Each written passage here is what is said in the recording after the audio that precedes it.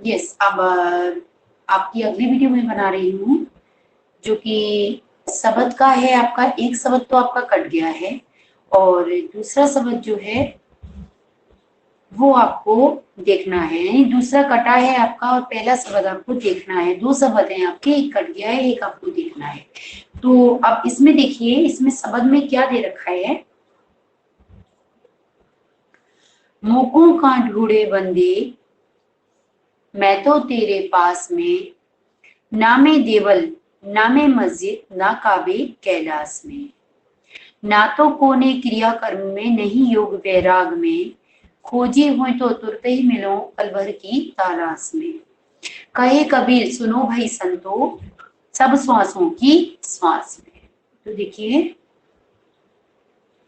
कबीरदास जी ने अपने इस शब्द के अंदर क्या बताने की कोशिश करी है और वो क्या कह रहे हैं। इस संसार में, इस सृष्टि के अंदर जितने भी लोग हैं, उन सभी लोगों को कबीर अपना एक संदेश देना चाहते हैं और उन्हें समझाना चाहते हैं कि देखिए, कह तो कबीर रहे हैं, लेकिन ये समझिए ईश्वर की तरफ से संदेश है ये, जो हमको समझना है। कबीर के माध्यम से ईश्वर कह रहे हैं, कबीर के माध्यम से ईश्वर कह रहे हैं कि मोकों का ढूंढे बंदे मैं तो तेरे पास में। कि हे मनुष्य, बंदे मनुष्य के लिए कहा है और मोको ईश्वर के लिए कहा है। ईश्वर कह रहे हैं, कबीरदास के माध्यम से ईश्वर कह रहे हैं कि हे मनुष्य, तू मुझे कहाँ ढूंढने की कोशिश कर रहा है, क्योंकि मैं कहीं और नहीं हूं, मैं तो तेरे पास ही हूं, अर्थात तेरी अंतर आत्मा में ही निवास करता हूं। फिर से देखिए कि मोकों का ढूंढे बंदे मैं तो तेरे पास में। कबीरदास के माध्यम से ईश्वर अपने भक्तों को या संसार में रहने वाले मनुष्य को कह रहा है कि हे मनुष्य, तू मुझे कहाँ ढूंढने की कोशिश कर रहा है, तू मुझे कहाँ कहाँ ढूंढ रहा है। मैं तो हर समय, हर पल, हर क्षण तेरे पास में ही रहता हूँ, मैं और कहीं नहीं, तेरी अंतरात्मा में ही वास करता हूँ। देखिए, नामे देवल नामे मस्जिद ना काबे कैलाश में। तो देखिए बेटा, इसमें क्या बता रखा है कि नामे देवल, देवल का मतलब होता है मंदिर, नामे मस्जिद, मस्जिद का मतलब आप लोगों को पता ही है, मस्जिद होता है। फिर है ना काबे, काबे मैंने आपको कल भी बताया था कि मक्का और मदीना को बोला गया है, और कैलाश यानी शिव की नगरी कैलाश है। तो कैसे कहा है उन्होंने कि हे मनुष्य, ना ही तो मैं किसी मस्जिद में, ना ही तो मैं किसी मंदिर में वास करता हूँ, ना ही मैं किसी मस्जिद में वास करता हूँ, ना ही मैं किसी मक्का मदीना में वास करता हूँ, और ना ही मैं कैलाश पर्वत पर वास करता हूँ। यानी कहने का तात्पर्य कि मैं मंदिर, मस्जिद, मक्का मदीना और कैलाश, इन चारों चीजों में से कहीं भी वास नहीं करता। और यदि तुम्हारी श्रद्धा है तो मैं सब जगह वास करता हूँ। तो वो कह रहे हैं कि मैं कहीं किसी भी जगह वास नहीं करता, बल्कि आगे नीचे वाली पंक्ति देखिए, ना तो कोने क्रिया कर्म में, नहीं योग वैराग में। देखिए यहाँ पर अपने जो पंक्ति को जो बता रखा है वो देखो, ना यानी ना, तो यानी तो, कोने का मतलब होता है किसी। लिखते हुए जाइएगा थोड़ा सा बुक में भी, क्योंकि शब्दार्थ भी अपने पूछ लिए जाते हैं, तो इस वजह से शब्दार्थ भी हमें अच्छे से तैयार होने चाहिए। किसी है, और यहाँ जो क्रिया कर्म जो बोला है वो क्रिया कर्म होता है सांसारिक आडंबर। अब आडंबर आप पूछोगे कि मैडम आडंबर क्या होता है। आडंबर होता है दिखावा। आडंबर क्या होता है? दिखावा। यानी जब हम किसी को कोई काम मन से ना करके दिखावे के रूप में कर रहे हैं, यानी दूसरों को दिखाना है हमको कि वो कहते हैं ना कि इंसान को उतनी ही शोर पसारनी चाहिए कि जितनी अपनी औकात है, उससे ज्यादा नहीं पसारनी चाहिए। यदि दिखावे के कपड़े ला करके हम रोज रोज आस से पड़ोस से ला ला करके पहनते रहेंगे और दिखावा करते रहेंगे, तो कब तक चलेंगे वो कपड़े? एक दिन, दो दिन, तीन दिन, चौथा दिन ऐसा आएगा कि आपको देने से लोग मना कर देंगे और आपको अपनी जो ओरिजिनलिटी है, जो आपकी वास्तविकता है, उसमें आपको आना पड़ेगा। तो इस वजह से ये जो आडंबरों में जीवन व्यतीत करते हैं लोग, वो महान बेकार लोग होते हैं। तो जो है ओरिजिनलिटी, जो वास्तविकता है, हमें जितनी सौर है उतने में ही पैर पसारनी चाहिए।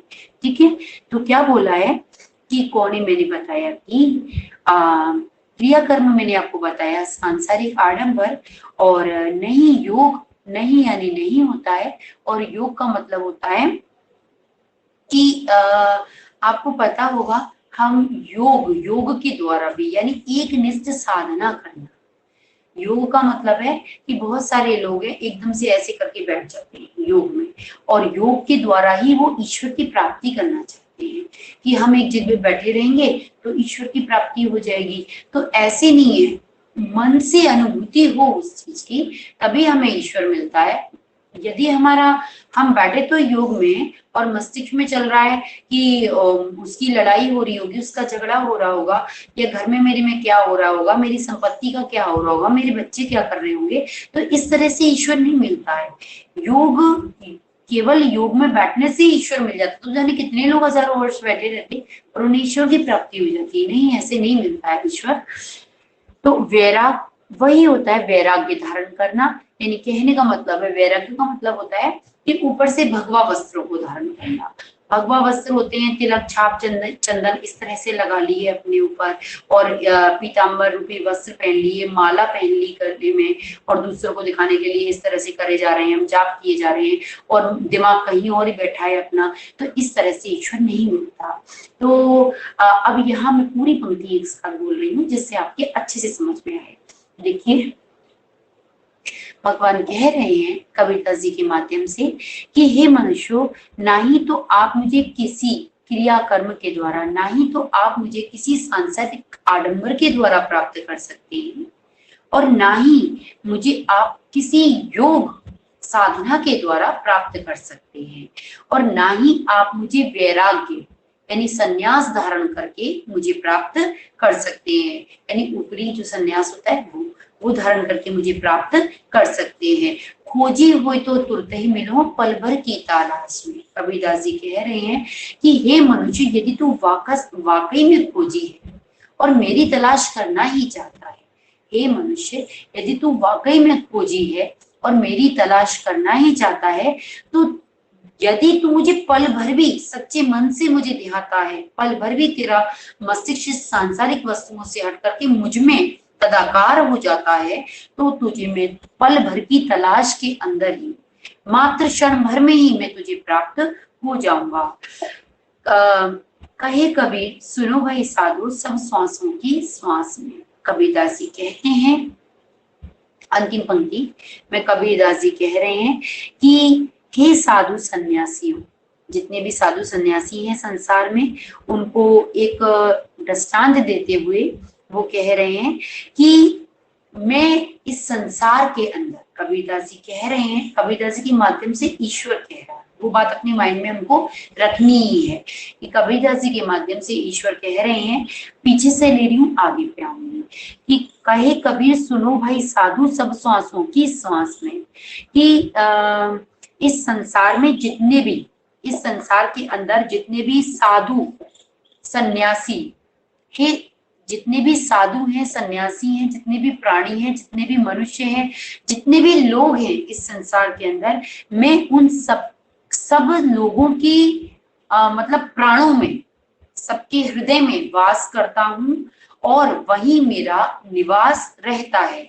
यहाँ पर कबीर जी के माध्यम से ईश्वर कह रहे हैं कि कहे कबीर, सुनो भाई साधु, सब श्वासों की श्वास में, कि हे संतो, हे साधुओं, हे सन्यासियों, मैं संसार में जितने भी प्राणी हैं, जितने भी मनुष्य हैं, जितने भी लोग हैं, उन सभी की श्वासों में, अर्थात उनके अंतस में, अर्थात उनके हृदय में, उनके मन में वास करता हूँ। यदि वो चाहें तो मुझे पल भर के अंदर ही तलाश कर सकते हैं।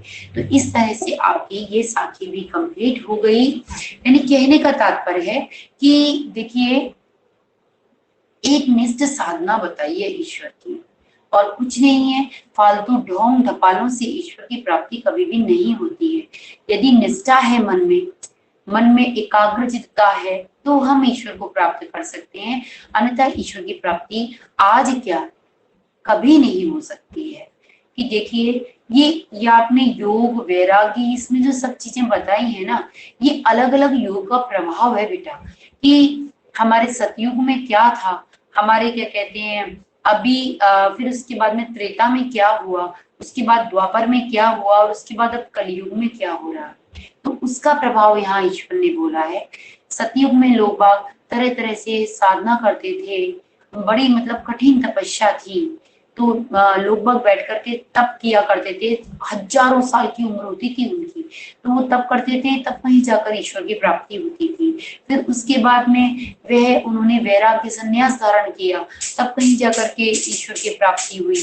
फिर अब उस अगले युग में योग के द्वारा हासिल करने की कोशिश करी, कि योग कर रहे हैं तब जाकर के भूखे रह रहे हैं, प्यासे रह रहे हैं, यानी कि कितने समय तक योग साधना चलती थी तब हुआ। और कलयुग का प्रभाव है कि कलयुग में सिर्फ जाप से, सिर्फ मंत्र जाप से ही ईश्वर की प्राप्ति हो सकती है। यदि सच्चे मन से हम ईश्वर की प्राप्ति करना चाहते हैं तो निष्ठा से यदि हम उसका जाप करें, यदि हम दिन में मतलब कुछ क्षण के लिए भी, आधे घंटे के लिए भी, 15 मिनट के लिए भी यदि एकाग्रचित्त होकर के उसका नाम ले रहे हैं, तो निश्चित है कि ईश्वर आपके अंतस में वास करता है।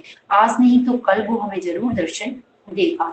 तो हमें ईश्वर की सच्ची साधना के बारे में ही यहाँ पर बताया गया है। तो ये शब्द आपका पूरा हो गया।